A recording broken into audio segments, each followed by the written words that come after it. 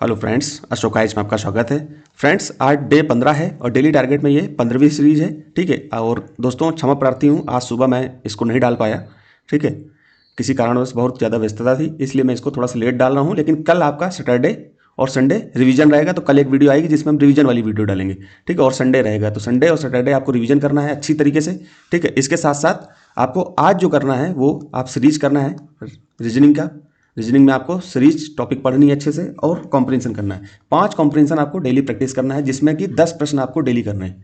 Comprehension एक होगा, मान लो ये कॉम्प्रिहेंशन है, इसमें एक प्रश्न होगा, 2 प्रश्न होगा। 2011 में तो 5-5 प्रश्न पूछे, तो आप एक कॉम्प्रिहेंशन में 2 प्रश्न किए तो 5 कॉम्प्रिहेंशन में लगभग 5-10 प्रश्न हो जाएंगे।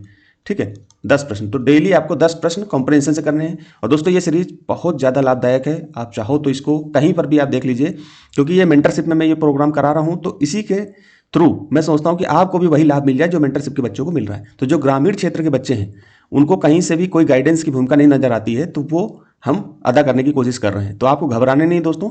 परीक्षा जिस दिन आपकी परीक्षा होगी 2026 24 मई, ठीक है, 24 मई को जिस दिन परीक्षा होगी, आप उस दिन मुझे धन्यवाद दे रहे होगे कि आप सर ने इतनी बेहतरीन तरीके से हमें गाइड किया है कि हम इसका लाभ लेकर के फाइनली सिलेक्शन ले रहे हैं। ठीक है। और इसके साथ साथ हिस्ट्री की हमने 6 क्लास की एनसीईआरटी कर ली थी, 7th की कर ली थी, जिसमें कि 7 में क्या था, मध्यकाल था, मध्यकालीन थी, और 6 में प्राचीन थी।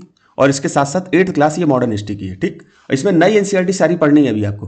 ठीक है। अब इसमें क्या होगा कि मॉडर्न हिस्ट्री में अब नई जो अभी इस साल लिए होगे आप मॉडर्न हिस्ट्री में, तो इसमें केवल एक पार्ट आया होगा। ठीक है, पार्ट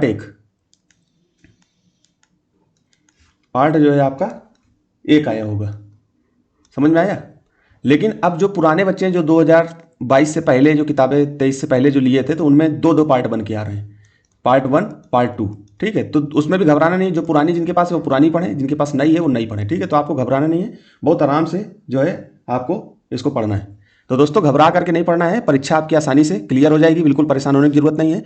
और इसके बाद ज्योग्राफी में आपको सिर्फ 8th क्लास की एनसीईआरटी पढ़नी है। 6 की आपने पढ़ ली होगी, 7th की आपने पढ़ ली होगी, ये 8th की एनसीईआरटी। ठीक, और इसमें बढ़िया से ज्योग्राफी पढ़ोगे, आराम से आपका जो है सिलेक्शन हो जाएगा दोस्तों।